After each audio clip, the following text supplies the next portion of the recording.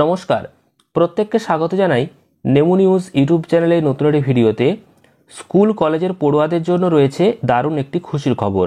December মাসে যেমন টানা ছুটি থাকবে, তেমনই শীতকালেতেও একটা ছুটি দেওয়ার ঘোষণা করা হয়েছে।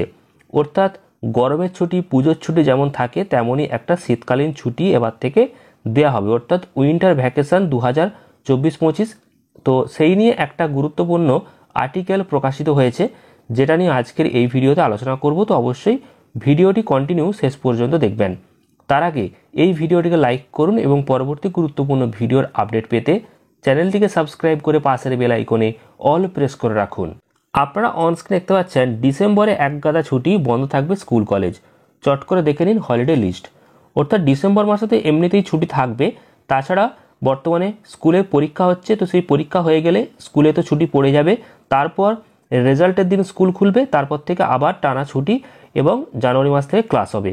তো এই ডিসেম্বরের ছুটি নিয়ে অতটাও না জানলেও চলবে, কিন্তু যে মেন আমাদের জানা দরকার সেটা হচ্ছে শীতকালের যে ছুটি, অর্থাৎ গরমের ছুটি বা পুজোর ছুটির মতো যে শীতকালীন একটা ছুটির ব্যবস্থা করা হচ্ছে, সেই নিয়ে রাজ্য সরকারের কী প্রতিক্রিয়া সেটা আমরা অবশ্যই জানাবো।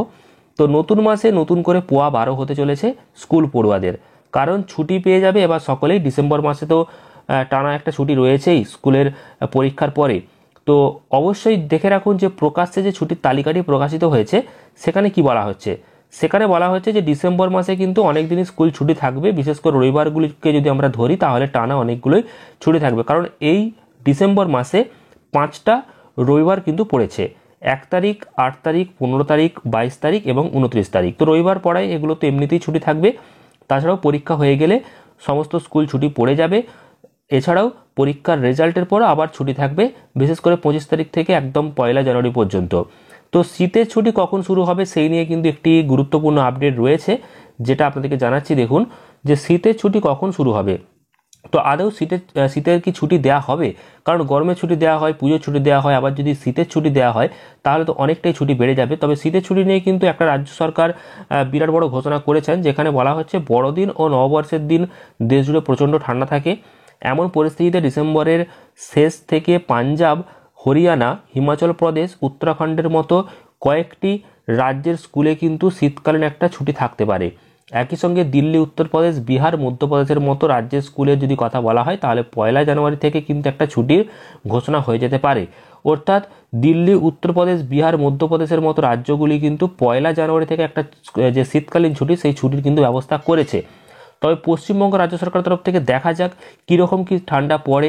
যদি অতিরিক্ত ঠান্ডা পড়ে তাহলে অন্যান্য রাজ্যের মতো এখানেও সপ্তাহখানেকের জন্য ছুটি দেওয়া হয় কি না। তবে সম্ভাবনা কিন্তু খুবই কম, যেহেতু যে সমস্ত রাজ্যের কথা এখানে উল্লেখ করা হয়েছে সেখানে ঠান্ডাটা প্রত্যেক বছরই অনেকটাই বেশি পড়ে, বা সারা বছরই কিন্তু একটু ঠান্ডা ঠান্ডা ভাব থাকে। তো তার জন্য সেখানে যে ছুটি, সেই ছুটির ব্যবস্থা করা হলেও পশ্চিমবঙ্গেতে বিশেষ করে যে এতটা ঠান্ডা পড়ে যাবে যে যার জন্য স্কুল বন্ধ করতে হবে তেমনটা কিন্তু নয়। তো দেখা যাক অন্যান্য রাজ্য সরকারের দিকে এই পশ্চিমবঙ্গ রাজ্য সরকার হাঁটে কিনা, বা শিক্ষা দপ্তর কী নতুন সিদ্ধান্ত নেয়। তো যাই হোক, ডিসেম্বর মাসে স্কুল ছুটি তো থাকবেই, তারপর 2 তারিখ থেকে যেমন স্কুল হয় সেরকমই হবে। আপাতত সেরকম শীতকালীন ছুটির ব্যাপারে কোনো আপডেট নেই, তবে অন্যান্য রাজ্যকে দেখে কি সিদ্ধান্ত নেয় সেটা বা বৈঠকে কি আলোচনা হয় সেটা পরবর্তীকালে আমরা জানাবো। তো এই গুরুত্বপূর্ণ আপডেটটি কেমন লেগেছে অবশ্যই কমেন্ট করে জানাতে ভুলবেন না। আমাদের হোয়াটসঅ্যাপ চ্যানেল এবং টেলিগ্রাম চ্যানেলে যুক্ত হয়ে যান, ভিডিও ডেসক্রিপশন বক্সে লিঙ্ক রয়েছে। আর অবশ্যই চ্যানেলটিকে সাবস্ক্রাইব করে পাশের বেল আইকনে অল প্রেস করে রাখুন। ধন্যবাদ।